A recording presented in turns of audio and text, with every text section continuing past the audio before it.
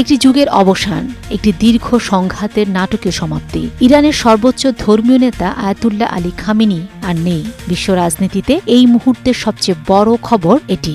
ইরানি সংবাদ মাধ্যম তাসনিম এবং ফার্স নিউজ এজেন্সি নিশ্চিত করেছে যে খামেনি নিহত হয়েছেন।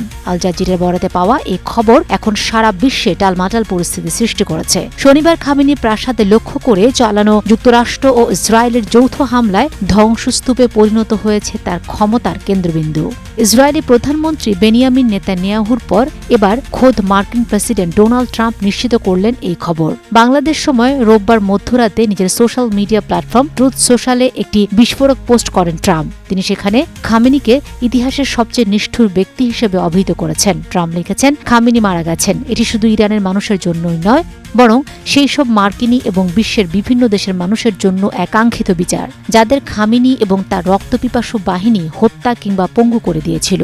মার্কিন প্রেসিডেন্ট দাবি করেছেন তাদের অত্যন্ত উন্নত ট্র্যাকিং সিস্টেম এবং ইসরায়েলের সাথে করা নিখুঁত যৌথ অভিযানের মুখে খামেনির পালানোর কোনো পথ ছিল না। প্রেসিডেন্ট ট্রাম্পের বার্তায় শুধু খামেনির মৃত্যু সংবাদই ছিল না, ছিল ইরানের বর্তমান বিশৃঙ্খলা পরিস্থিতির এক চিত্র। তিনি দাবি করেছেন, ইরানের ইসলামিক বিপ্লবী গার্ড, সেনাবাহিনী এবং পুলিশ বাহিনীর অনেকেই এখন আর যুদ্ধ করতে যাচ্ছে না, তারা নিরাপত্তা ও ক্ষমা প্রার্থনা করছে। ট্রাম্প সরাসরি ইরানি বাহিনীর উদ্দেশ্যে বলেছেন, এখনই সুযোগ, তারা চাইলে ক্ষমা পেতে পারে, কিন্তু দেরি করলে মৃত্যু ছাড়া আর কিছুই পাবে না তারা। তিনি আশা প্রকাশ করেছেন যে বিপ্লবী গার্ড ও পুলিশ বাহিনী ইরানি দেশপ্রেমিকদের সাথে একত্র হয়ে দেশটিকে তার প্রাপ্য মর্যাদায় ফিরিয়ে নিতে কাজ করবে।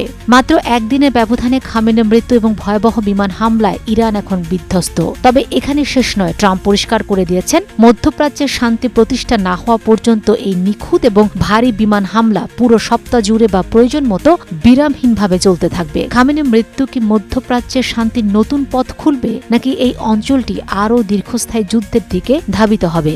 সময়ের ব্যবধানে হয়তো আমরা তার উত্তর পাব, তবে আজকের এই দিনটি ইতিহাসের পাতায় এক বিশাল পরিবর্তনের দিন হিসেবে লেখা থাকবে।